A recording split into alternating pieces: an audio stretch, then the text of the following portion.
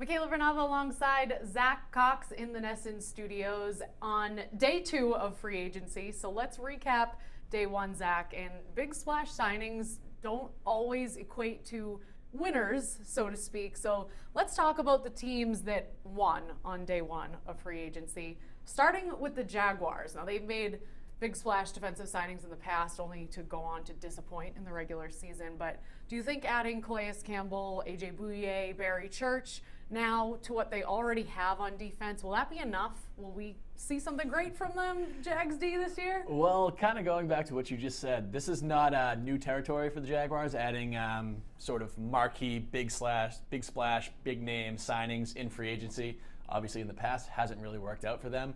But, I mean, they're doing everything they can. Those are three very solid, very productive players, especially Bouye and Campbell. I had them both in my top 10 free agent rankings.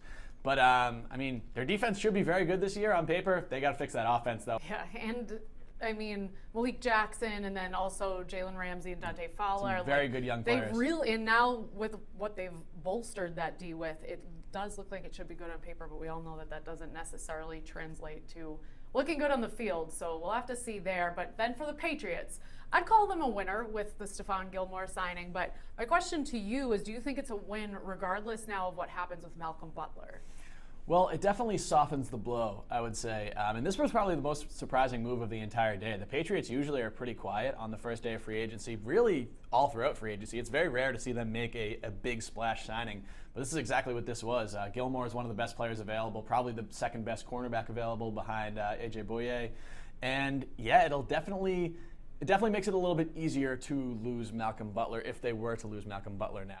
Big hefty paycheck there too. It was Absolutely. definitely weird to see them break the bank at all. Never mind on day 1. Highest paid defensive player on the Patriots now. So. And from a division rival. Absolutely. So the Buffalo can't be too pleased about that. Definitely not. Good ad there. But let's move on to losers. The Arizona Cardinals. They extend Chandler Jones but lose Calais Campbell and then also Tony Jefferson. So now what for their defense? Well, I'm hesitant to call them a full-blown loser right now. They did lose two very good pieces in Campbell and Tony Jefferson. But they did add Antoine Bethea, which kind of takes the place of Jefferson. I think Jefferson's a better player personally, but Bethea is a solid guy as well. Has played under Bruce Arians in the past, and they also added Carlos Dansby, older guy, kind of fill in that role, linebacker role. So two kind of lower tier signings, but it is going to be a very interesting to see how they can replace, especially Campbell, he's over 30, he's an older guy, but he's one of probably the most productive defensive linemen in Cardinals history, maybe even. And they did bring back Chandler Jones as well. So it'll be a new look defense down there in Arizona, but I'm interested to see how that turns out. Yeah, it will be interesting to watch because Chandler Jones, I mean, when you take away Campbell, that's going to things like that always have a trickle effect. Yep. So we'll see. But then as far as the Chicago Bears, I would say overpaid for Mike Glennon. Kind of a lofty paycheck they gave him for given what he is. And then also they lose their best offensive weapon in Alshon Jeffrey. Why pay Glennon that much? They've seen what happened to Osweiler, Kaepernick, and Jay Cutler. Their own little mistake there. I know, it's kind of funny that nobody was actually surprised when this deal went down. Pretty much for the last week, everybody was saying, oh, Mike Glennon's going to end up with the Bears and they're going to overpay him. The fact that they basically outbid themselves for Mike Glennon is probably the worst part, because from all the reports, the other two suitors for him were maybe in the $7-8 million range, and Bears ended up paying him $15 per year. It's a ton of money. They probably won't end up paying him all of that money with the way that NFL contracts work. But I mean, Mike Glennon, I don't know how Bears fans can be too excited about him. I mean, if I were the Bears, I would use one of those high draft picks on a Trubisky or a Deshaun Watson or someone, kind of groom him up through the future. If they do it that way, I think it can work out, because maybe Glennon can be a nice little stopgap quarterback. But if they're counting on him to be their quarterback of the future, which I hope they're not for Bears' sake, then that would not be a positive move. And as far as the Bengals go, I have to say that I just feel bad for Andy Dalton at this point. He was running for his life all of last season, and now they lose their two best offensive linemen. So how are they going to protect him at all?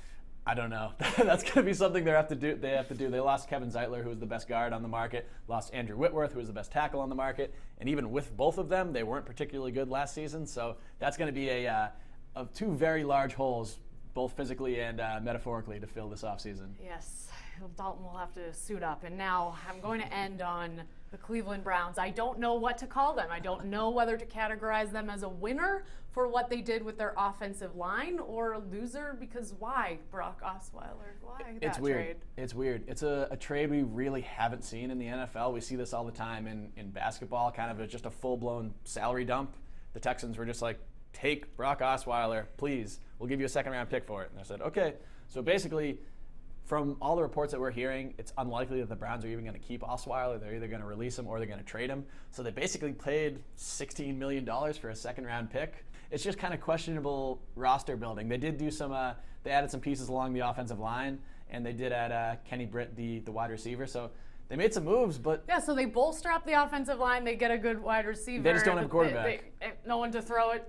I Throw mean, the ball who and knows? no one to protect. What good May- is the line if you're not protecting anyone? I mean, maybe they're just trying to go all out for Jimmy Garoppolo, but everything we're hearing is the Patriots aren't going to move him. So I honestly have no idea what they're. You got to say they're in better shape now than they were a week ago. So we'll but call them a winner? We'll call them a winner, but they've got to do something at quarterback. They really don't have anything there right now, and as we've seen in this league, unless you have a good quarterback, you're basically screwed. Are the Texans winners for being able to dump that salary? Absolutely. All right, yeah. we'll put them in the winner. Absolutely. Put a little check in the win column for Send the those rocket guys. ship out of there. Yeah, that's Rocket ship. being able to get rid of him is a win for any team. All right, Zach, thanks so much. Make sure to keep it on NESN.com for all your NFL news.